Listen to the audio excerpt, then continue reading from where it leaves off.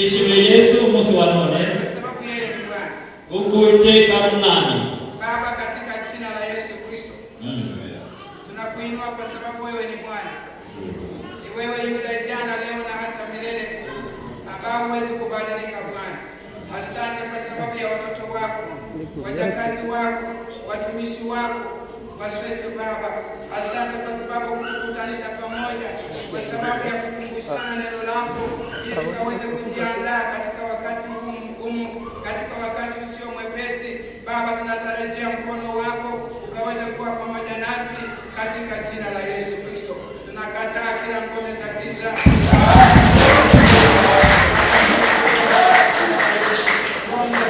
Tunakaribisha mahali hapa, ukanene pamoja nasi. Yesu Kristo, najua uko mahali hapa. Baba wetu wa mbinguni, najua uko mahali hapa, na utatu wako Baba ungeweza kudirisha na kutenda makubwa Baba. Asante Mungu wetu kwa sababu tumekuja kupata chakula cha kiroho cha kutusaidia maisha yetu. Tunapotembea duniani tunahitaji neno lako, kwa sababu neno lako ni taa ya miguu yetu. Neno lako linaponya, neno lako linaweka huru. Asante Mungu wetu kwa sababu ya neema ambayo ulitupatia Baba, sisi kuitwa watoto wako. Jina lako libarikiwe kwa jina la Yesu Kristo Mwokozi wetu.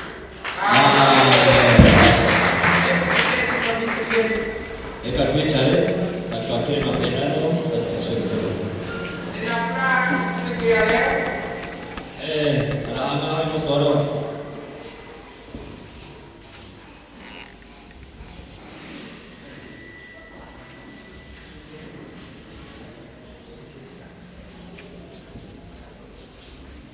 Ninafuraha siku ya leo. Ndishimye umunsi wa none. Ni mara kama ya tatu kufika hapa, Urubuga gatatu ageze ngaha kwa sababu ya uzuri wa Bwana. kubera ubwiza bw'Imana. Ametukubali tukaweze kuwa pamoja, Yatwemereye kugira ngo tubane, ili tukaweze kukumbushana maneno yake. kugira ngo twibukiranye amagambo ye.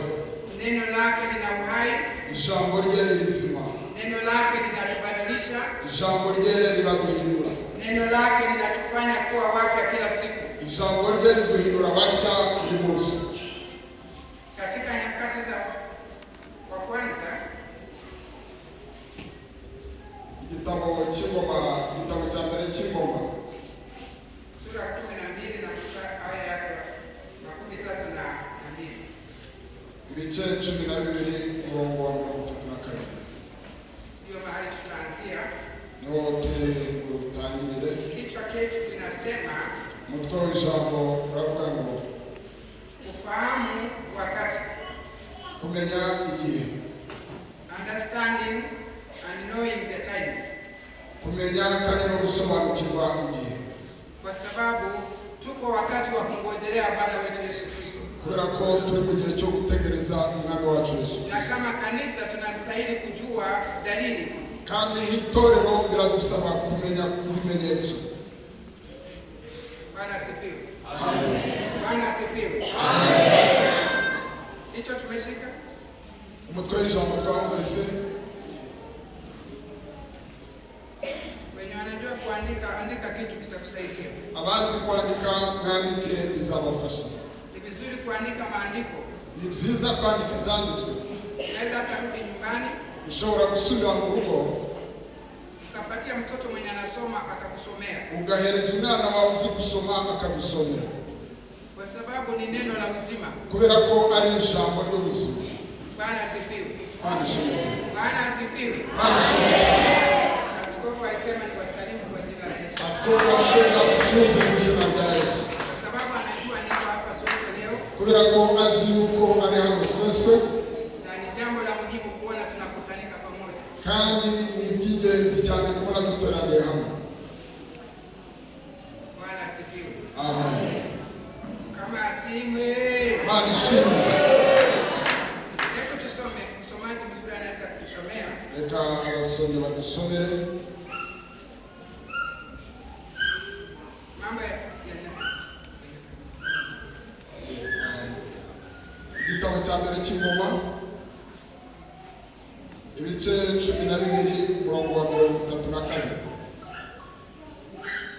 Igiswahili ashobora.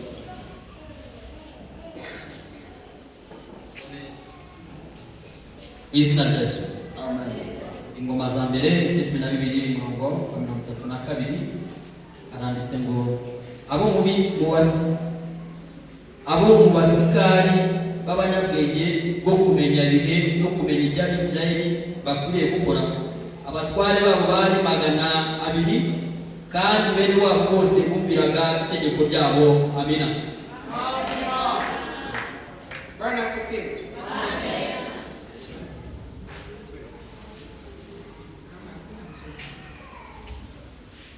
Haya, tunangojea Kiswahili. Mambo ya Nyakati wa kwanza sura 12 mstari wake wa 32. Tutasoma kwa jina la Yesu. Amen. Na wana wa Yada nduguye Shamai, Yeteri na Yonathani, naye Yeteri akafa hana watoto.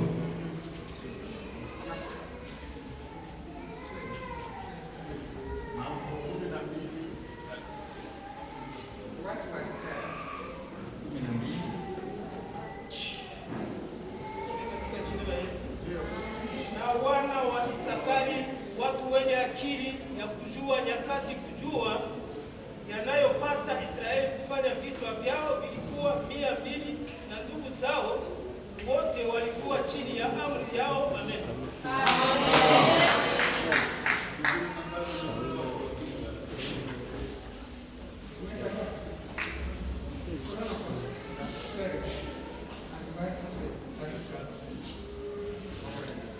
Wametusomea kwa Kiswahili. Na watu wa Eskari walikuwa wenye kufahamu, wakijua majira ya kila jambo. Israeli inapasa kufanya nini? Walikuwepo wakuu 200 pamoja na jamaa yao wote chini ya uongozi wao. Biblia inatuambia kwamba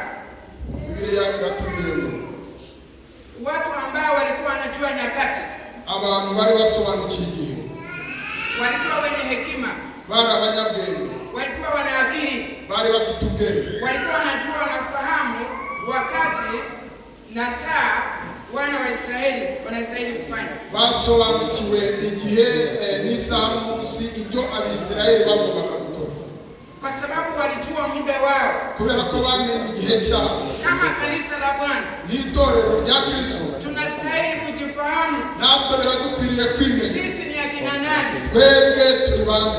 Sisi ni kina nani? Mbese twebwe turi bande tunapokuja mbele za Bwana? iyo tuje imbere y'Imana, kwa sababu yeye Mungu amekuchagua. kubera ko Imana yeye Mungu yaragutoye. ana kusudi yako. Imana igufiteho umugambi. Wewe ndio macho ya wengine. Wowe uri ijisho ry'abantu. Wana wa Israeli walikuwa na hekima.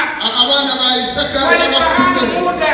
basobanukiwe igihe. Kuna muda mubaya, hariho igihe kibi, kuna muda ya magumu, hariho igihe kibi, kuna muda wa kusifu Bwana, hariho igihe cyo kuna guhimbaza, muda wa kumuinua Bwana, hariho igihe cyo kwa kuzamura sababu icyubahiro ana cy'Imana, mambo makuu alifanya ndani yako. kubera ko hari ibintu bikomeye Imana yakoze mu na buzima. kama Mkristo, kandi kama nk'umukristo, mwimbaji, nk'umuririmbyi, unastahili kufahamu nyakati birakugomba ili gusobanukirwa uweze kujiandaa ndani ya kiroho, kugira ngo ushobore ili kwitegura uweze mu buryo kuandaa safari yako ya mbinguni. kugira ngo ushobore gutegura urugendo rwo mu buryo. Biblia inatuambia Biblia iratubwira Yesu atakuja kama mwizi. ko Yesu azaza nk'umujura. Anataka wamama na wababa wenye wamejiandaa, arifuza abagore n'abagabo ambao gutegura, wamejua nyakati. abasobanukiwe igihe cyawe. Usipojua nyakati yako, mutamenya igihe cyawe, unagombana na watu, wowe uzarwana n'abantu, unadharau watu. uzareba Lakini abantu. ukijua muda kwamba ariko imefika, numenye yuko igihe ni kigeze, kuanza kujiandaa ndani ya roho wowe zako. uzatangira witegure mu Ukasema buzima. Bwana akija usiku, uravuga ngo Imana anikute nijoro, nikiwa tayari,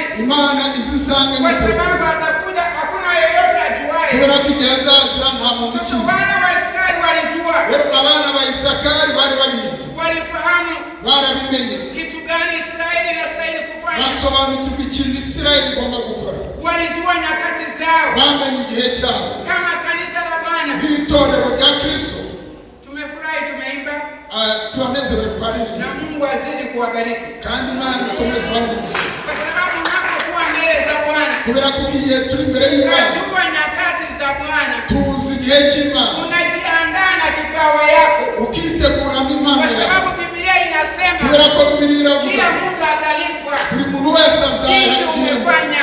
icyo uwakoze. Sijui ngarisuzugura kabiri. Nyimbo ni ya vijana. Njyewe indirimbo ni iz'abasore. Kuna siku nilikuwa Burundi. Ari igihe yari ari Burundi. Tukaimba. Bararirimba. Tukacheza. Barabyina barabyina. Tukafanana kama Warundi. Nabo basa n'Abarundi. Sababu sisi ni watoto wa ndugu moja. Kubera kuko twebwe turi abavandimwe. Sisi ni watoto wa baba moja. Twebwe turi abana ba data. Sasa Mkristo ufahamu. Rero Mkristo umenye. Wakati wa Bwana. Igihe cha Kristo. Anapokuja. Naza. Atakukuta namna gani? Yesu azagusanga. Atakukuta na hasira. Azagusanga n'umujinya. Ama mwimbaji mwenzako amekugonga. Cyangwa se muri mugenzi wawe yagucumuje. Unasema acha mimi nimewacha. Kama njyewe reka bireke. Hii mambo ya Mungu si ya kuacha. Ibi bintu by'Imana ntabwo ari Hata kula kugonge. naho yagusika. Hata unasema una sauti mbaya. Naho wavuga ngo lakini sema Bwana. ariko kugira ngo kubera ko bisobanukiwe iyo unaona wavijana tabia. nahoze mbona abasore Na wachechu sijawaona. n'abakecuru ntabwo yababonye. Kwa sababu nilikuwa nataka niingie kwa kwaya ya wachechu. Kubera ko yifuzaga kujya muri korali Kwa y'abakecuru. sababu Mungu ana kitu anafanya. Kubera ko Imana haba hari ikintu ari gukora. Haleluya. Unajua ukikuja ndani ya nyumba ya Mungu. Urabizusha mu nzu y'Imana. Unatoka kanisani umeponeka mgonjwa. Uva mu nzu y'Imana wakize umugongo. Kwa sababu ukishachezea Bwana. Kubera ko iyo ubyina Imana. Ukishamfurahia. Uri kumwishimira. Anabadilisha kitu. Hari ikintu ahindura mu mutima wawe. Mu mubiri wawe. Ndani ya maisha yako. Mu buzima bwawe. Haleluya. Amen. Unasema Bwana, sitakuacha. Kuna makubwa ulifanya. Hari ibintu bikomeye waburi. Umeniponya kifo. Wanyishije urupfu. Umeniponya tabu. Wamvanye sasa niko makuba. ndani ya nyumba Reka yako. mu nzu yawe. Wacha nikuimbie. Reka muririmbe. Wacha nikuchezee. Reka musigire. Maanisha kitu. Ibyo bisobanuye ikintu. Maanisha. Hariho ikintu bivuze. Unapofahamu wakati wako. Iyo usobanukiwe igihe cyawe. Unaweka bidii. Ugashyiraho umwete. Unapofahamu nyakati zako. Iyo usobanukiwe igihe za cyawe. kujiandaa ndani ya maisha yako. Ukitegura mu buzima bwawe. Unaweka bidii kwa wokovu wako. Ushyiraho umwete no mu gakiza Kwa kawe. sababu wokovu hainunuliwi dukani. Kubera ko agakiza ntabwo bakagura mu isoko. Wokovu hainunuliwi sokoni. Agakiza ntabwo bakagura mu isoko. Haipatikani hapo inaitwa nini? Okay. Agakiza ntabwo wagatoragura bukere. Lakini wewe unapokuwa mbele za Bwana. Ariko iyo uri imbere y'Imana. Ukajua nyakati yake. Usobanukiwe igihe cyawe. Utaanza kujitayarisha. Uzatangira witegure. Ondoa ugumu. Uvaneho amakuru. Yenye mekuingilia. Ibyakwinjiriye. Na kusema vibaya. No kuvuga nabi. Kwa sababu tuko wakati. Kubera kuko turi mu gihe. Wa kukaa macho. Cyo kuba maso. Wa kukaa macho. Igihe cyo kuba maso. Kwa sababu burusi itakapopiga. Kubera kuko igihe impama y'Imana izavuga. Haitachukua wenye wamelala usingizi. Ntabwo izatwara abantu basinziriye mu gitondo. Itachukua watu wenye wamejitayarisha. Izatwara abantu biteguye. Ambao wanatembea wanapatia Mungu sifa. Abantu bagendana n'Imana bakayicyura. Hata ikiwa ni Jumatatu. Naho yaba ari ku cyumweru. Uko na kazi kao kule Bukere. Uri mu kazi kawe. Unasema Bwana unikute nikiwa tayari. Ukavuga ngo data uzansange. Kwa sababu wewe ndio ngao yangu. Kubera kuko ni wowe ngabo inkingira. Bwana asifiwe. Amen. Lakini kurudi kwa ule mwenye anasema wewe. Ariko nusubira kuri uvuga ngo wowe. Alafu kaingiza manunguniko ndani ya roho yako. Ushiza ibintu bidakwiriye mu buzima. Hauwezi kupiga hatua ya kuendelea. Ntabwo ushobora gutera intambwe imbere. Unazimikia pale. Wowe uzimira mu. Lakini huu muda si wa kuzimika. Ariko uyu mwanya iki gihe ntabwo ari Ni muda wa kufahamu nyakati yako. Iki ni igihe cyo gusobanukirwa igihe cyawe. Haleluya. Haleluya. Unapofahamu nyakati yako. Iyo usobanukirwa igihe cyawe. Kwa sababu Mungu ana mpango juu ya maisha Kubera yako. kuko Imana ifite umugambi ku buzima Kuna bwawe. siku moja. Hariho umunsi umwe. Ilikuwa tunatoka kufundisha sehemu za Mirembe. Twari tuvuye kwigisha Mirembe. Sasa tunaika mahali inaitwa Bakora. Sijui Bakora. Kaponi na Bakora. Ya Bakora. Bagera bizabakora. Nikaona mahindi mrefu Abona ibigori birebire cyane. kashamba kadogo kana mahindi pia. Kandi ari akarima gato ariko gafite ibigori byiza. Mti mmoja ameweka mahindi 2-3. Igiti kimwe cy'ikigori gifite ibigori 2-3. Na nikauliza Bwana. Kandi abazimana mu mutima. Na nilikuwa nimelima shamba yangu nyumbani. Kandi nawe hari umurima we yari yahinze mu rugo. Yangu ikaleta mmoja. Uwe murima uzana akagori kamwe. Sasa wakati nilikuwa napanda mlima hii ya kuja Rwabakora. Rero igihe yari ari kuzamuka ajya Nikakuta mshamba budogo asanga uturima dutoya, na imeweka miti moja ya mahindi imeweka 3, kandi icyari gifite ibigori bite. Nikasema Mungu, aravuga ngo Mana, lakini una upaguzi, urarobanura ku butoni. Mbona hapa ni 3 hano kari bitatu, yangu nimewacha ikiwa moja, iwanjye nsize yari kimwe. Unajua sauti ilinijibu ikasema, uzukunda ijwi ryamusubiza, hawa nao ni watoto wangu, amubwira aba nabo ni abana banjye, sitaki wahangaike, ntabwo nifuza yuko bahangayika kubera yuko bansobanukiwe. Nikasema Bwana nisamehe, aravuga ngo Uwiteka sitarudi kunungunika, ntabwo nzongera kubabara. mapenzi yako ni mapenzi yako, ubuntu bwawe ni ubuntu bwawe, vile unavyotaka ibyo ushaka kufanya gukora ndio unafanya. ibyo ngibyo ni byo. Mahindi yenu inakuwa mingi, kandi ibigori biriya ni sasa byinshi, unakuwa na kashamba kadogo kamara ugasanga ufite akarima gato k'ibishyimbo, lakini kwa sababu umejua wakati wa kuogopa Mungu, ariko kubera ko wowe utinya Imana, unapotoa jembe na mbegu yako, ufashe isuka n'imbuto yawe, unaenda kupanda, ukagenda guhinga, ugatangira gusenga, unasema Mungu, ukavuga ngo Mana, niko kwa nchi ya kigeni, ndi hano mu gihugu ninaomba ahangane gusenga. Mungu simama pamoja na mimi, uhagarare ku ruhande rwawe. Wengine wanatokanga tu hivyo, abandi bapfa kujugunya gusa. Bwana asifiwe. Wakati nilisikia sauti, igihe yumvise ijwi, nikasema Mungu kuna mpangilio yako, aravuga ngo Mana, ufite gahunda yawe. Sasa wewe baba, wewe kaka, uko hapa, rero wowe mugabo, wowe mugore, uri hano tuyesweswe, jua Mungu menya yuko Imana ifite gahunda ku buzima bwawe. Bwana asifiwe. Amen. Bwana asifiwe. Amen. Bwana asifiwe. Amen. Waliojua nyakati, abasobanukiwe igihe, wanajitayarisha, baritegura. Mama anapojua nitapata wageni, umugore yamenye yuko aza kugira abashyitsi, anajitayarisha, aritegura. kanyumba anakafagia, akazi ke naho kaba ari gato ariko aragakubura, hata buchafu bule kwa mlangoni anatoa, kandi na wa mwanda uba ku muryango akawukuraho, kwa sababu wageni watakuja, kubera ko abashyitsi bari mu nzu. Sasa tunapojua nyakati, rero iyo dusobanukiwe igihe, tunakuwa tunajitayarisha maishani mwetu, dutangira kwitegura mu buzima bwacu. Jambo la pili, ijambo rya kabiri, Mungu Yesu anataka kuona anafanya kitu. Yesu arifuza kubona hari ikintu akora. Anatamani. Sababu gani? Najua tu moyo. Bwana asifiwe. Amen. So Mungu anataka kuona anafunua mambo. Rero Imana iri gushaka kubona ihishura ibintu.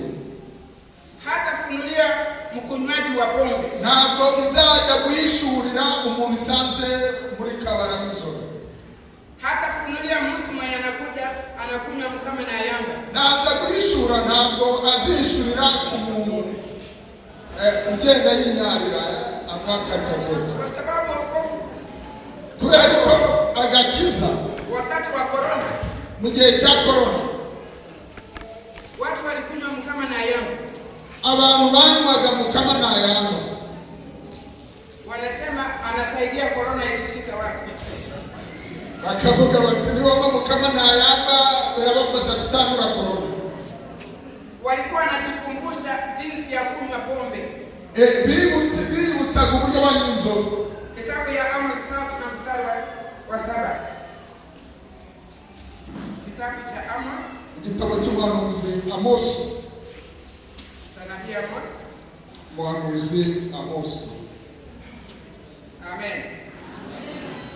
Kama na yamba hiyo ni pombe, kama na yamba ni inzoga, ipite mbali kwa jina la Yesu. igende mu izina rya Yesu.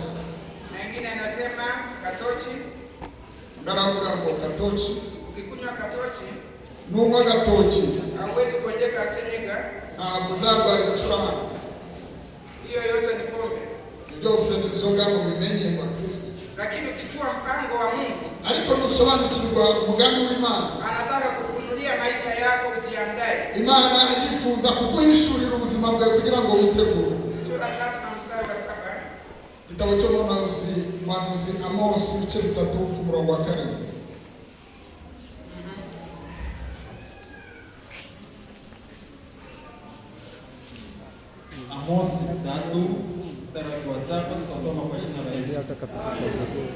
Hakika Bwana Mungu hatafanya neno lolote bila kuwafunulia watumishi wake manabii siri yake, neno la Bwana. Amen. Nagusome ku izina rya Yesu. Nukuri Uwiteka Imana ntizagira icyo ikora itabanje guhishurira abagaragu bayo b'abahanuzi bishwe byayo. Amen. Bwana hatafanya jambo lolote bila kufunulia watumishi wake. Uwiteka ntabwo azagira ikintu akora atabanje kugishurira abakozi bayo, Kwa sababu yeye wakati wote anatazama maisha yako. kubera ko we igihe cyose aba ari kureba ubuzima bwawe. Bwana asifiwe. Amen. So hakuna jambo lolote linaweza kufunuliwa. Rero nta kintu cyose gishobora guhishurirwa Yeye Mungu anakuwa na mpangilio. Imana idafite impamvu icyerekana. Na akifunua siri yako juu ya maisha yako, Kandi Imana iguhishuriye ibanga ku buzima bwawe, unataka kujiandaa ndani ya maisha yako. biba bigusaba kwitegura mu buzima Kwa bwawe, sababu yeye yuko. kubera ko Imana iriho. Kwa sababu akihakikisha kufunulia siri yako, hakuna mtu mwingine anafunulia, bali anafunulia watumishi wake. Kubera ko Imana nizaza guhishura ibanga kuri wowe, izabyereka abakozi bayo Ili waweze kuelewa mwenendo wao katika imani. kugira ngo basobanukirwe uko bagenda, uko bahagaze Ili mu waweze bwoko, kujielewa vile Mungu amefunua siri hii. kugira ngo babashe kwisobanukirwa kuko Imana yabahishuriye ibanga. Bwana asifiwe. Kuna siku moja tulifanya mkutano. Hari umunsi umwe twari turi mu nama, Na mama mmoja alikuwa amemaliza miaka 25 umugore umwe yari amaze imyaka 25 kwa nyumba yake. ari mu rugo iwe, Hakuna mtoto, nta mwana agira, hakuna hata wa kutuma maji. kandi ari nta n'uwafite atuma amazi. Lakini wakati alikuja kwenye mkutano, Ariko igihe yazaga mu nama, mwimbaji mmoja akaimba, umuririmbyi umwe araririmba, kwa sababu Mungu alikuwa anaongea na Sara. Aliongea na Sara. kubera ko Imana yabwiye Sara ko azazarura.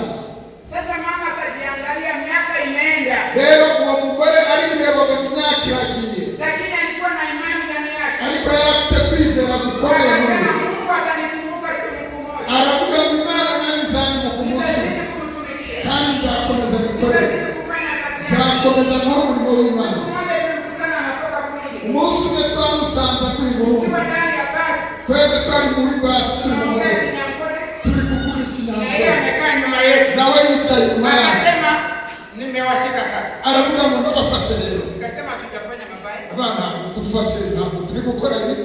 Urafiki ikaanzia pale. Ubucuti butangirira aho Sasa ngaho. mkutano wakati umeandaa, Rero igihe inama yatangiraga, sasa mama mwimbaji akaimba wimbo. umugore umwe w'umuririmbyi araririmba. Basi nakumbuka hiyo wimbo. Ugasanga sinabyibuka. Njoo nipa kidogo. Hata wazee tunajua kuimba. Abasaza bazi kuririmba. Sara washika.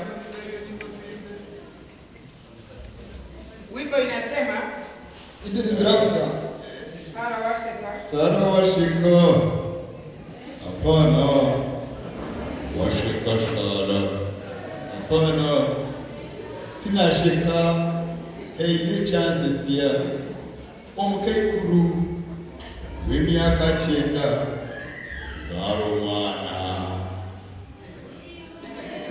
hano wenyewe ibyo bitweye cyara tinakiranzyayo, hapana, na hape kaiti ikajendira icho chanchezya. Acha tuseme hii ndio wimbo. Mama alikuwa anaitwa Faith. uwo mama yitwaga Faith. Sasa wewe imba baba. Sara akajiandaa, mama anasema Sara amecheka. Aravuga ngo Sara araseka, Mwimbaji anaendelea.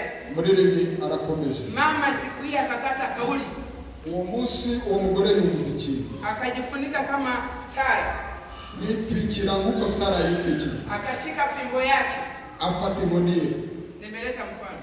n'urugero, Akashika, arayifata, alafu akaanza kutembea kama Sara washika, hapana, washika Sara, ngaha tinashika ine chansesya, omukekuru w'imyaka 9 zara umwana.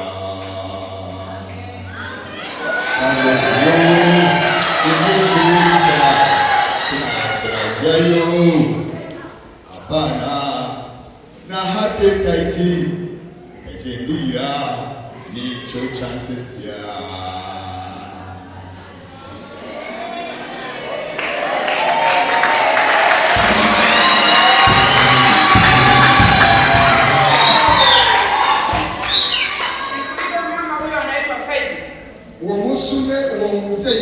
Wakati alirudi kwake nyumbani Kabale, igihe yasubiye iwabo Ikabale, Mungu alitenda maajabu. Imana yari yamaze gukora ibitangaza. Alikuwa amefungua tumbo lake. Yari yamaze gufungura inda y'ibyaha. Alifika nyumbani hivi, igihe yageze mu rugo gutya, mambo ikatendeka. Ibintu biratungana. Mwambie mwenzako mambo ikatendeka.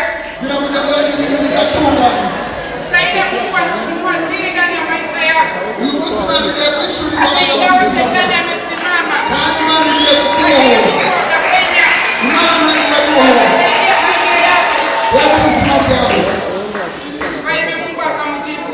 Imana isubiza Faibi. Akapata mapacha. Abona impanga. Mbili.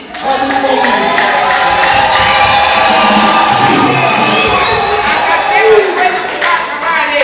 Aravuga ngo ntabwo naguma Kabale. Ninaenda Kampala. Ngiye Kampala. Alafu mtoto yangu nimtunze vizuri. Kugira ngo umwana wanjye mufate neza. Mungu anapoanza kutenda mambo makubwa ndani ya maisha yako, iyo Imana itangiye gukora ibintu bikomeye, haustahili kuacha wokovu. ntabwo ukwiriye kureka agakiza. Endelea ndani ya Bwana.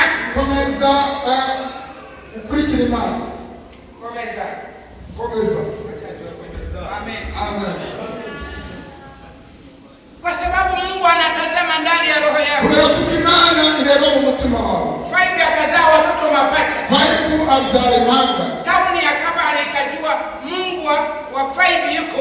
Ikabale wose bamenya yuko Imana ya Faibi iri. Bwana yake wakati alienda sokoni, igihe umugabo yagiye mu isoko, wakasema hatuseme Mungu wa Elia, Mungu wa Yakobo, baramubwira ngo ntabwo tuvuga Imana ya Eliya, ya Mose, ya Yakobo, wa mchungaji Frank, turavuga ngo Imana y'umushumba Frank yuko hapa Kabale, iri hano Ikabale, ametenda makubwa, kandi Imana yakoze ibikomeye, hata watoto mapacha. kandi twabonye impanga abantu,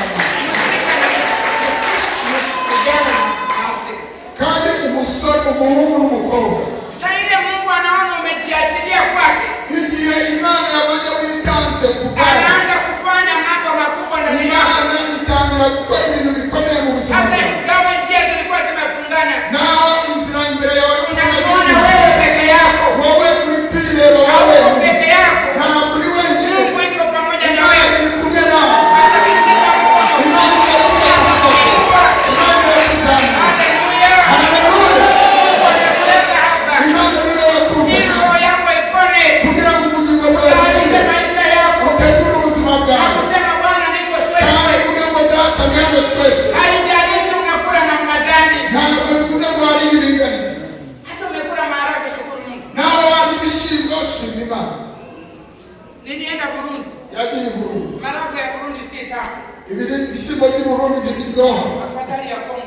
kerekana n'ibyo muri Kongo Ndiyo ilikuwa tamu. nibyo byaryoshye. Sasa nikafuatilia. rero we Hii arakurikira maharage ya Burundi kwa nini hapana tamu? ibi bishyimbo byo by'i Burundi kuki bitaryoha? Kwa sababu dongo ni kidogo. kubera ko ubutaka bwabo ari buto. Dongo ni kidogo. ubutaka ni butoya. Sasa wakiona mtu akikufa, rero iyo babonye umuntu apfuye, sasa wanapigania kaburi. bo barwanira aho bamushyingura iwe, Kwa sababu mchanga ya chini imeamuka, kubera ko ubutaka bw'umucanga bwashushe budafite amazi. sasa wakipanda maharagwe inakoma. iyo bateye ibishyimbo bihita bikura. Haijalishi ni hali gani umepita ndani, ntabwo bitwaye ubuzima bumeze butuciyemo. yeye Mungu anakuandaa Imana iragutegura ili uweze kushuhudia watu, kugira ngo uzabwire abantu, ili uweze kushuhudia wababa, kugira ngo uzabwire ili abagabo, uweze kushuhudia vijana kugira ngo uzabwire abasore ya kwamba Yesu anaokoa. kuko Yesu akiza. Aliyokuokoa siku ile, Imana yagutabaye uyu sasa munsi, yupo. n'uyu munsi anarahari, Anaweza kutenda jambo. ashobora gukora ikintu. Alitendea mama wa Kabale, yagikoreye uwo mugore w'Ikabale, hata watoto wawili abona abana babiri, wenye walikuwa wamemchekelea, abamusekaga, wenye walikuwa wamemdharau, abamusuzuguraga, walikuja wanasema baraje barakora wakawa kama watu wa Sweswe. bamera nk'abantu basuzugura. Mama akijifungua Sweswe, iyo umugore abyaye muri Sweswe, watu wa pikipiki abantu wanachekesha. bapikipiki bose baragenda.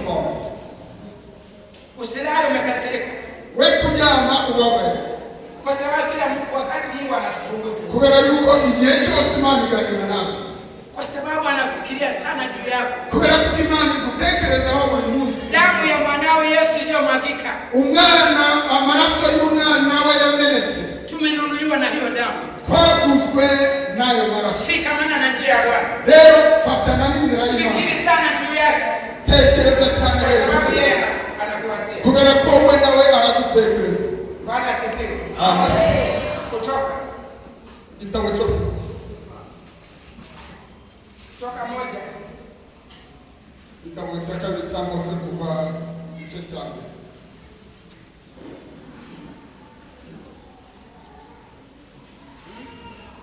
moja na mstari wa 15. Igice cya mbere umurongo wa 15.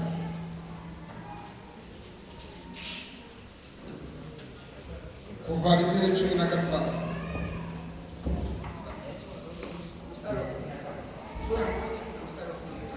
Kutoka sura 1 mstari wa 15, tutasoma kwa jina la Yesu.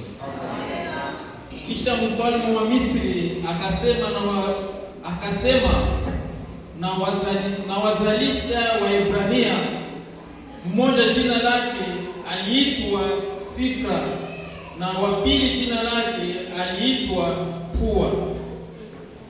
Akasema, wakati mzalishapo wanawake wa Kiebrania na kuwaona wakatika kuzaa, ikiwa ni mtoto mwanamume basi mmueni, bali ikiwa ni mtoto mwanamke na aishi. Amen. Amen. 17. Lakini wale wazalishaji walikuwa wakimcha Mungu, wasifanye kama walivyoamriwa na huyo mfalme wa Misri, lakini wakawahifadhi hai wale wanaume. Amen.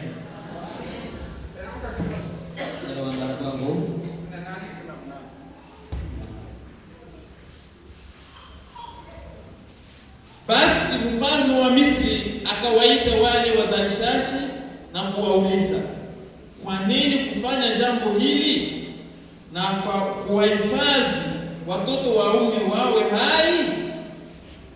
Asante. Mu Kinyarwanda kuva igice cya mbere kuva 15 kugeza 18 turasoma mu izina rya Yesu. Hariho ababyaza b'Abaheburayokazi, umwe yitwaga Shifura undi yitwaga Pua. Umwami w'Egiputa arababwira ati, nimubyaza Abaheburayokazi mukabona bicaye ku ntebe babyariraho, nihavuka umuhungu mujye mumuhotora, ariko nabo umukobwa abeho. 17. Maze abo babyaza bubaha Imana, ntibakora ibyo bategetswe n'umwami w'Egiputa, ahubwo bareka abahungu babaho. Umwami w'Egiputa ahamagaza ababyaza arababaza ati, niki cyatumye mukora gutyo mukareka abahungu bakabaho? Amen. Bwana asifiwe. Bwana asifiwe. Mfalme wa Misri, umwami wa Egiputa, akawaambia wasalisaji, abwira ababyaza, akawaambia wanawake wa Kiebrania wakiwa wanazaa, arabwira ngo abagore b'Abaheburayo bajya bicara bagiye kubyara. Alikuwa anaongea na watu walioogopa Mungu. Yari ari kuvugana n'abantu batinyaga Imana bayibona. Yeye alifikiri wasalisaji ni watu wa kawaida, we yibwiraga yuko abo babyaza ari abantu basanzwe, lakini walikuwa tofauti. ariko bari batandukanye, Walikuwa wanajua nyakati yao, bari basobanukiwe, walikuwa wanaogopa Mungu, bari batinya Imana, walikuwa wanafuata sheria ya Mungu, bagenderaga mu mategeko y'Imana. Mfalme akamwambia, mkizalisha wanawake wa Kiebrania, umwami wa Egiputa arabwira ngo muzajya kuzaza Abaheburayokazi. kwa kizungu tunasema alikuwa anafanya na wrong number. Mu Cyongereza bavuga ngo yari guhamagara nimero itabaho.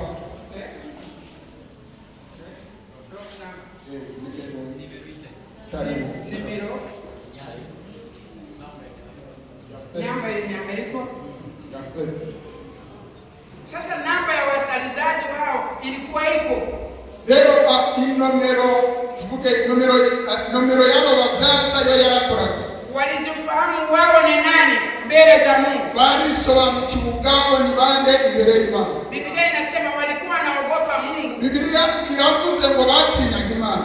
Mfalme anaongea pamoja nao. umwami aganira nabo. Ukizalisha hawa watu, rero nimubyaza bano bantu hawa wanawake wa Ibrania, aba baheburayo kazi, fikiria kama ni mtoto kijana, niba ari umuhungu uvutse, kwa sababu alikuwa anaogopa kuko we yatinaga watakuja kumtoa kwa ufalme. nuko bazaza abo bahungu Sasa bakamutwara huwa mu bwami. kijana, Arababwira rero nimuzajya Lakini kubyaza wasichana umuhungu wakuwe. ariko abakobwa mubareke babeho. lakini wasalisaji walikuwa na masikio ya kiroho, ariko abo bazaza bari bafite amatwi y'umwuka kandi bumva, walikuwa wanatembea wakimpendeza Mungu. bagendaga inzira zabo zinezeza Imana. Sasa mfalme akashangaa tena, rero umwami aratangara, anaona wanaongeza kukua wengi, abona abana b'abahungu b'abaheburayo babaye benshi, akarudi kwa msalisaji, asubira kuri abo bazaza, mambo yetu namna gani? aravuga byagenze gute? Sasa mbona mnawacha vijana wanaishi? ko mureka abahungu bakabaho. Sasa wamama walioogopa Mungu, rero aba bagore batinyaga Imana, mama aliogopa Mungu, umugore wubaha Imana, hata ukikutana na adui yako naho wahura n'umwanzi wawe haulipisi mabaya, haulipisi mabaya. ntabwo uzamwitura ibibi yakugiriye. Sangine mko sokoni pamoja, mushobora no kuba mucuruzana, wamejua umeokoka, bazi yuko ukijijwe, wanapata mahali unauzisha nyanya yako, bakaza bakagusanga ucururiza inyanya, wanaharibu pale. bakahangiza. Wewe unapofika pale pameharibika, wowe iyo uhageze ugasanga bahangije, unasema utangira kuvuga maana wali maana wali maana nyamana. Wanasimama wanashangaa. bagahagarara bagatangara. Bwana asifiwe. Amen. Bwana asifiwe. Amen.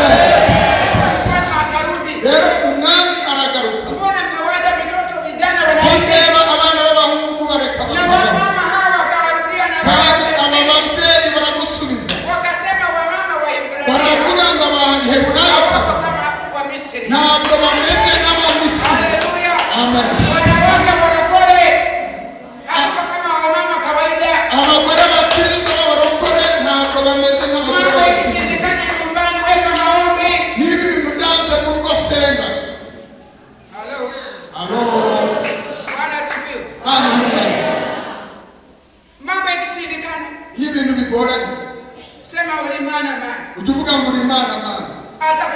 Atafika mahali huko Imana izaza ahantu uri na atatenda jambo, kandi hari ikintu izakora, na akishatenda jambo kandi Imana nimara gukora icyo utaandamana na yeye, nufatana nawe useme Mungu wangu sitakuacha, uzavuga ngo Mana yanjye ntabwo nzakora. umeniponya hii wowe na leo wanyuze kimwe, umeniponya hii n'uyu munsi na leo urangije, umeniponya uchawi kandi n'uyu munsi unyishije na leo uburozi, umeniponya na watu wanasema mbaya. uyu munsi unyishije abantu bavuga Mungu nabi. anaweza kufuata Mana wewe, izagukurikira wowe, nitaandamana na wewe izagumana nawe hata wanichekelea, naho banseka, hata wanidharau, naho bansuzuma, nitashikamana na wewe izagumana Mungu. nawe Mana.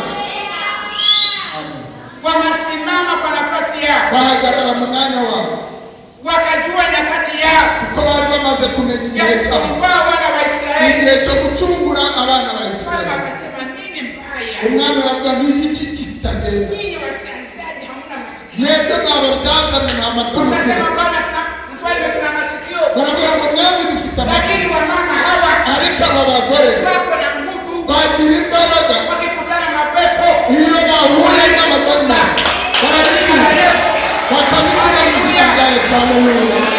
Unajua watu wanajua tuko kama watu wa kawaida. uzi yuko abantu nabo bazi yuko tutari abantu basanzwe, Hatuko wa kawaida ntabwo turi abantu basanzwe, kwa sababu Yesu yuko ndani yetu. kubera kuko Yesu ari mu buzima bwawe. Haleluya. Na Roho Mtakatifu yuko ndani yetu. n'umwuka wera ari muri twe. Sasa tembea sawa sawa. rero genda nk'uko bikwiriye abiga. Wakisema tuje tuimbe Korani, baravuga ngo niba ngo tugende muri korali, hapana zubazuba. ntukajye uramba, Ondoka mara moja. ahubwo uhita ugenda wihuta. abantu babizi rero, Tuko karibu nafika Krismasi. tugiye kugera kuri Sasa Israheli. usitafuta pesa. rero iyi minsi niyo gushaka amafaranga. Fanyia Mungu korera na Imana, Mungu afanye vyake. Imana nayo ikora ibyawe. Wasanizaji wakasimama kwa ukweli. ababyaza bahagarara mu kuri, Wakasema tutafanya damu ya uwaji baravuga ngo ntabwo tuzakora icyaha kwa cy'ubwicanyi, sababu tunaogopa Mungu. kubera yuko dutinya Imana. Mstari wa chini pale hepfo aho ngaho 19. 19 tutasoma kwa jina la Yesu. Wazalisha wakamwambia Farao, ni kwa sababu hao wanawake wa Kiebrania si kama wanawake wa Kimisri, kwa kuwa ni hodari hao, nao huzaa kabla mzalishaji hajapata kuwafikiria. Amena. Mstari wa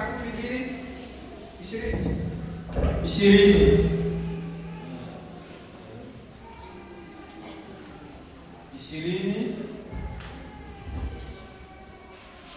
Musa. Kwa hiyo Mungu akawatendea mema wakungu hao. Waisraeli wakaongezeka. Haleluya. Wakaendelea kuwa wengi. Kwa vile wakungu wale walimcha Mungu. Walimcha Mungu na Mungu akawajalia kwa jamaa zao. Haleluya. Haleluya. Walikuwa na ushujaa. Abagore bari mwana. Wakiwa na ushujaa kujibu Farao. Bagira ubutwari bwo gusubiza Farao. Wakaambia sisi hawa mama wana nguvu. Baragusubiza kugira ngo abo bagore b'Abahebrayi kazubagira imbaraga. Kuwafikia tutarabageraho tunapata mtoto ametoka. Dusanga bamaze kuzana. Sasa hawa wanawake rero abo bagore wana wa Kiebrania, abo bagore b'Abahebrayi wana nguvu, bagira imbaraga. wa mama wa wokovu, abagore bakijijwe wako na nguvu, bafite imbaraga, wameshikamana pamoja. iyo bateranye hamwe Kanisa lenyewe linaendelea, itorero ryanyu rirakomeza.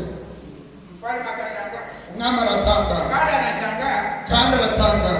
Mungu akaona wakungwa hao walikuwa na jambo mbaya, kandi Imana ibona yuko aba bazaza bari abanyabwenge, kwa sababu walikuwa wakati wao, kubera ko bamenye igihe cyabo, na Mungu akawajalia. Imana nabo ibongerera mu miryango yabo. Bwana asifiwe. Amen. Bwana asifiwe. Amen.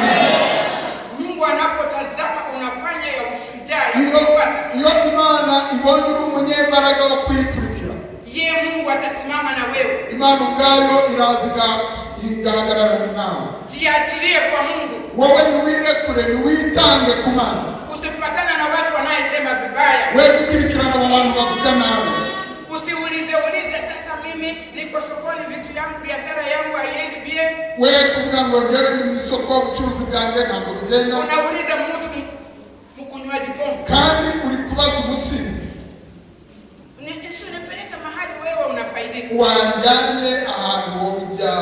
Tunafaidika tukiwa ndani ya Kristo Yesu. Wewe umugisha wacu uri muri Kristo Yesu. Mungu akifungua baraka na bariki wewe. Iyo Imana ifunguye umuryango iragumbuka. Anataka kuona unaambatana na yeye. Imana irifuza kukubona uombatana naye. Sasa wamama hawa wasalizaji, rero abo bazaza wakawa na imani, bagira kwizera, wakasema tuui, baravuga ngo twebwe ntitwice, wacha tuogope Mungu. reka dutinye Imana. Na Mungu naye kandi Imana nayo ntabwo yabaatupilia ntabwo yabaterera. kazi unayofanya kanisani, umurimo ukorera mu nzu y'Imana, maombi ambayo unafanya kanisani, amasengesho usengera mu nzu Mungu anaitazama. Imana irareba. Hata kuacha hivyo, ntabwo Imana izakureka gutyo. wewe tia moyo, wowe siraho umutima, wewe endelea ndani ya Bwana, komeza tena mu nzira y'Imana, wicare mu Mana ari nta muntu. Haleluya, haleluya, haleluya, haleluya. hata mkiwa vijana naho mwabo basore mkae kama Joseph, ukamera nka Yosefu. kwa ndugu zake wakamfitini, bene se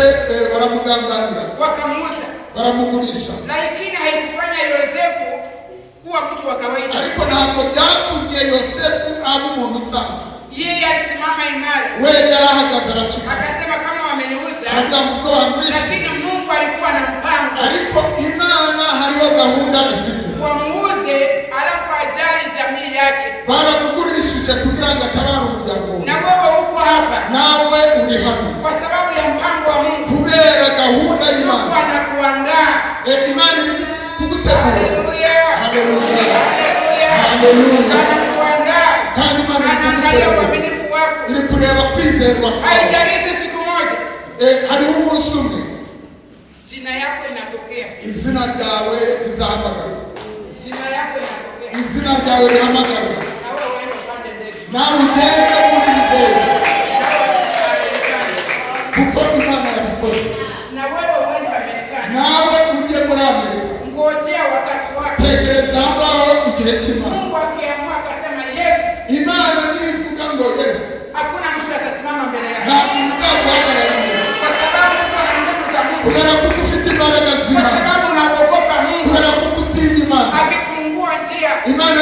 ukingurira umuryango siku moja umunsi utapanda ndege. nawe uzurira indege. Ukifika kwa ndege, nugera ku ndege unajichuna kidogo. uzacunga gato. Ni nini bwana? uvuga ngo ni ikijyamo. Ni wewe. Ni wowe. Kwa sababu wakati wako. kubera kuko nicyo gihe cyawe. Kuna wakati tulikuja hapa. ari igihe twawuze tuzi. Kapata mama kiongozi. Sijui alienda mtu gani? Alienda? Bana. Aendelee kuwa mwaminifu. akomeze akunizera. Nikapata watu wote swese roho inachamka chamka. asanga abantu bose sweswe umwuka yashushe. Mchungaji niombe. ushumba msenge. Na mimi nataka kwenda hivi. nanjye ngiye kujya hanze. Nasema wakati wako ikifika. ndavuga ngo igihe cyawe kigera uragenda. Kuna wenye wameenda. hari abagiye. Si kuna wenye wameenda. hari abagiye. Hata kuna wenye wanarudi hapa. nubwo hari abagaruka. Kuna wenye wanarudingi. hari abandi bagaruka. Ukirudi na pesa nunua kiwanja. nugaruka na amafaranga ugura ikibanza. Hapa Mungu anakuandaa. ahangaha Imana iri kugutegura. Ukiwa ndani ya baraka usirudi nyuma. ntuzagera mu migisha yawe we kuzasubira inyuma. Haleluya. Amen. Mungu anakuandaa wewe kijana. kuko Imana iri kugutegura Mungu umusore. anakuandaa wewe msichana. Imana iri kugutegura umukobwa. Ukipata nafasi ya kusoma. nubona umwanya wo kujya mu ishuri ukiga. Soma. ni wige. Weka moyo. shyiraho umutima. Siku moja utakuwa ambassador. umunsi umwe uzaba ambasada. Wanapigia wewe sauti. wowe bakajya baguterura ambasada. Kwa sababu unamuogopa. kubera ko utinya Imana. Bwana asifiwe. Bwana asifiwe. Biblia inasema. Biblia iravuze ngo hawa Mungu. aba bazaza. Mungu akawajalia. Imana ibaha umugisha. Akabariki wao. na ibaha umugisha. Akabariki watu wa kwao. iha n'abantu iha umugisha n'abantu b'iwabo. Akabariki jamii yote. iha umugisha imiryango yabo. Itembee sawasawa na Mungu. nugendera mu mategeko Kama y'Imana. anataka kubariki. Imana niza kukubariki. Anakubariki na jamaa ya kweli. izaguha umugisha n'imiryango y'Imana. Na watu wa kweli waone. n'abantu b'iwanyu babone. Mungu mwenye amerukia. Imana bajyaga ukorera wirukanka. Haleluya. mukazajya ubona dusimbuka ahangaha. Kuna wenye walisimama tu. hari abahagaze gusa. Wanashanga. Watu wakofu. abantu Wameingia kichaka. basaze. Wamezunguka, kichwa imezunguka. umutwe wabo wasaze. Umutwe wasaze. basaze. Sisi wasaze. oya ntabwo turasa. Lakini tunajimulika mbele za Mungu. ariko tuba turi kureza imbere. Siku anatukumbuka. igihe Kristo yatwibutsa Anaanza kubariki. agatangira kuduhumurisha. Pikipiki utakaendesha. n'agapikipiki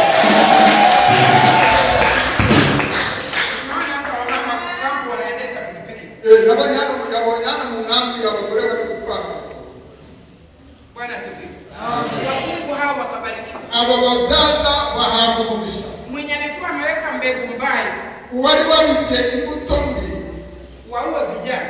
kugira ngo bice bariya abana b'abahungu. Lakini kwa sababu waliogopa Mungu. ariko kubera ko batinya Imana Wakageuza statement. hanyuma bahindura ijambo. Hawa wanawake. abataba abagore Hawafanani sisi. ntabwo basa natwe.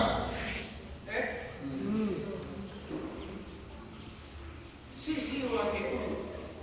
Abachichu. abakecuru Wenye wanaweka kakambi ndani. Wako katika.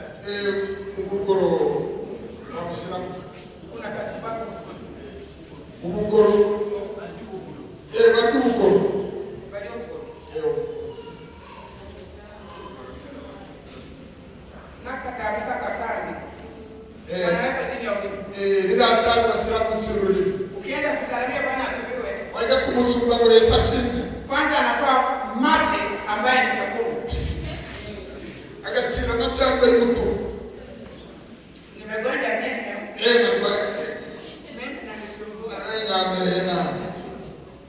Ukiwa umejiachilia kwa Mungu, wowe niwitanga ku Mana. acha kubakisha vitu. we kugira ikintu na kimwe usigaza. Sivyo? Ndio. Nivyo? Nivyo wacheche. Wakija kumkua Roho Mtakatifu kama anatafuta kwa mdomo. iyo mwuka wera aje kukureba kanwa. Anapata ndani ya mdomo hakuna tumbaku. agasanga mu kanwa kawe nta mwotsi w'itabi. Afadhali akuta mapengo. reka asange bari bihanga. Kama yangu hii. nk'ibyanjye ngibi. Lakini Yesu yuko ndani. ariko Yesu ari mu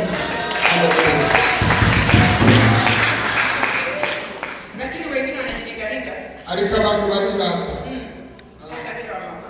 tibara baracika Sitakaanga mama. jewe nzajya Sasa nicara hiyo unatoa ushuhuda. kandi wewe uri gutanga ubuhamya Yeye anakasirika. wowe ugashima we akababara Anatwera atara. aritwerateraho ari kwirata Si kwera ata. ntabwo ari ukwerata Wakungu hawa hawakujirata. aba babyaza ntabwo birasa Wangejirata Farao angewashika na kuweka gerezani. iyo baza kwirata farawo yari kubafunga Bwana asifiwe. Amen. Sasa mtu anakuja kuomba kachumbi kwako, wende gusuka umuntu yaje gusaba umunyu unajazwa Roho Mtakatifu. ukuzuka umwuka we haleluya Kwanza saidia ule. uretse kuzuzwa dufashe uwo nguwo uraza kuzuzwa Sasa unajipoteza. rero ugatangira kwihuzahuza Ni wakati ambaye maharagwe imevunwa. ni igihe cyo gusarura ibishyimbo Saa ingine mwingine anakuja kwako hana maharagwe. wenda umuntu yaje iwawe nta bishyimbo afite Chota gorogoro moja. shyiraho Kimkebe kubwa namna hiyo. kiriya gitego wenda nabaye uyorereho Mwambie dada, Bwana akubariki. mubwire ati kwa Imana umugisha Wacha hata chakula yako ihubiri. reka n'ibiryo byabaye abishyimbo Ukipika maharagwe unataka kula wewe peke yako. wateka ibishyimbo ugashaka kubirya wewe Unakula nini? Unapita unakula. kandi bimwe bigaca ibindi bigaca Kwa kuenda kupiga. Kuchoni. kwimana biveho ubusambo Hapa sasa agasweswe kila mtu na shida yake. umuntu wese arireba Sisi watu wakovu. twebwe abantu Sisi wamama wenye tumeokoka. abagore Wenye bakije tunajua saa, tunajua na nyakati. tukamenya n'igihe Na chakula yetu. kandi ibiryo byacu nabyo birakizwa Bwana asifiwe. Amen. Kuna siku moja nilikuwa na mama jirani Muislamu. hari umunsi umwe yari ari kumwe n'umuturanyi we umusilamukazi Bwana amemtupa. umugabo we yaramutaye Nami nikamjenga. we nawe aragenda aramuganiriza kugira ngo amwubake Nikamfariji. aramuhumuriza Nikamwambia shida ndio naona saa hii. amubwira ikibazo rero ubonye Kesho kabisa utaliona. ejo ntabwo uzongera kukiba Nilikuwa nalima yarahingaga na nimechotara hivi. Mweupe Afrika. uwo mumama yari nyamweru yari nk'umuhindekazi. yari umuhindekazi Lakini anajua kulima. ariko yari azi guhinga Nikamkatia kashamba kadogo. amu Nikamwambia weka viazi. aramubwira ati aka karima ugashyiremo ibijumba Nikinunua unga, agura ubugari ninanunua na yake. yaje kugura ubugari akamugurira nawe Akasema mama, aramubwira ngo mama aliniita mama Rebeka. aramubwira ati mama Rebeka Kwa sababu msichana wangu wa kwanza ni Rebeka. kubera ko umukobwa we w'imfura yitwa Rebeka Sasa nikamchukua kama dada yangu. amutwara nka mwene nyina Chakula ikahubiri chini. ibiryo nabyo bivuga ubutumwa Alikuwa amekaa mahali kwa plot. yari yicaye aho ngaho kuri Akamwambia mama, aramubwira ngo mama tafuta pesa.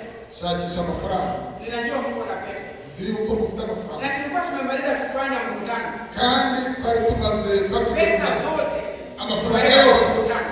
tuyatanze mu nama Akasema mtafute pesa. aramubwira ngo mushakishe amafaranga Ununue ploti. mugure inzu Sitaki kuleta ploti hapa. ntabwo nifuza hano kuhazana ubusinzi Vile umenifanya vizuri.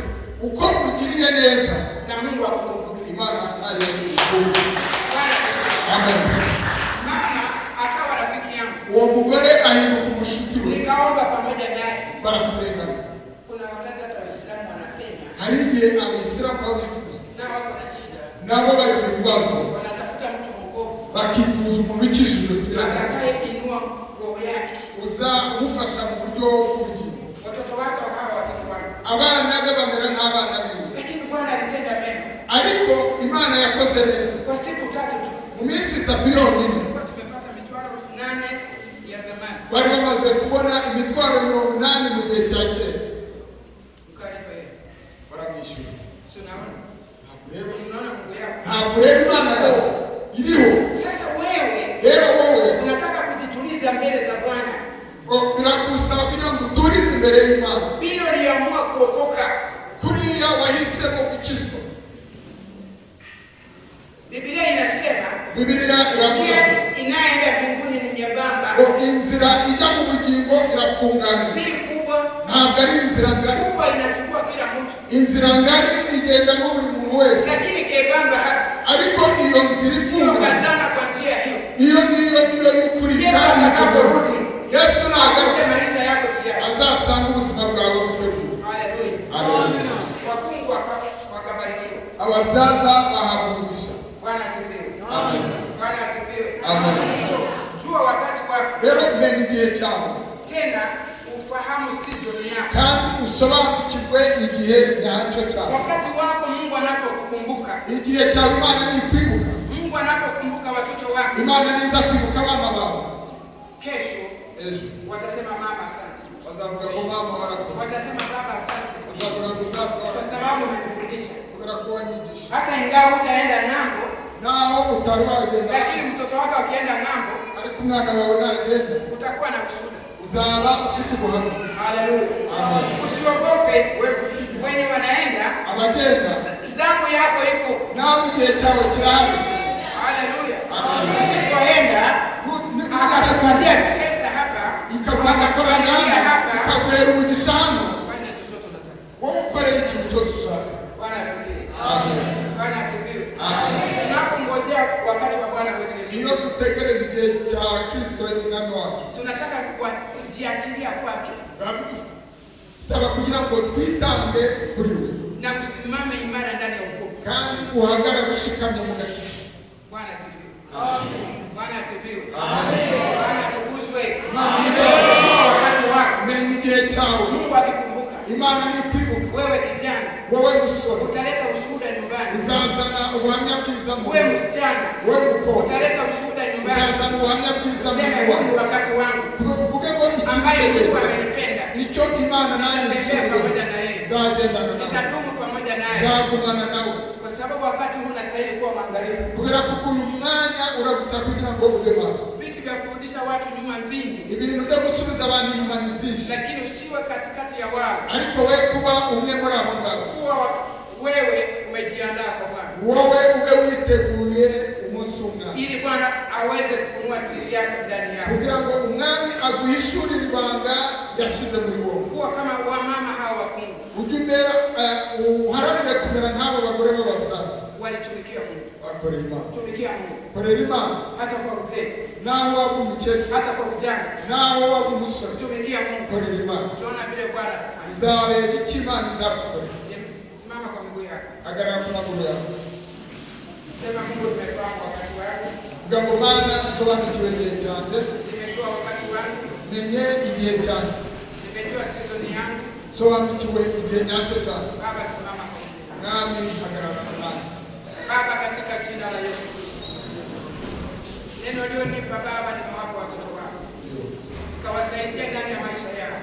Nikawasaidia katika safari ya kwenda mbinguni. Nikawasaidia unapokaa katika nyumba zao. Nikawasaidia unapoenda kazini mwao, kazi ya mikono yao. Baba Mfalme, bariki nyumba zao. Machozi yao kapanguze, huzuni yao kaondoe, kwa sababu wewe ni Mungu wetu, kwa sababu wewe ni Mungu unayejibu, kwa sababu wewe ni Mungu ambaye unasimamia kila jambo, na unapopanguza machozi Baba, unatuletea furaha ya milele. Unatakasa maisha yetu Baba, unatakasa tuwe weupe, unatakasa tukaweze kuwa safi, unatakasa ili tukaweze kupatia sifa, kwa sababu Mungu umetuchagua kwa vizuri. Baba, watoto wako kwa mama na baba, vijana kwa wazee, Baba, mkono wako wajao, wacha neno hili libariki maisha yao, likajua uhai wao, wakajua kwamba wewe ni Mungu ambao usiobadilika.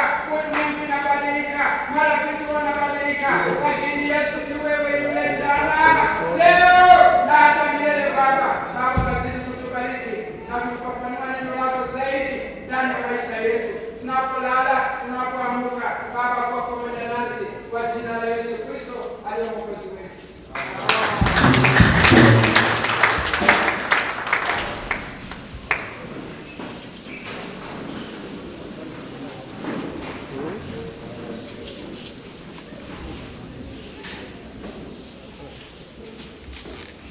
Bwana Yesu asifiwe. Amen.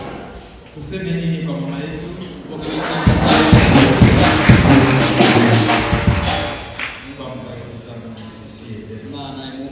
kandi mwongere. Basi tunafika muda wa kuweza kutoa sadaka. Tugeze umwanya wo gutanga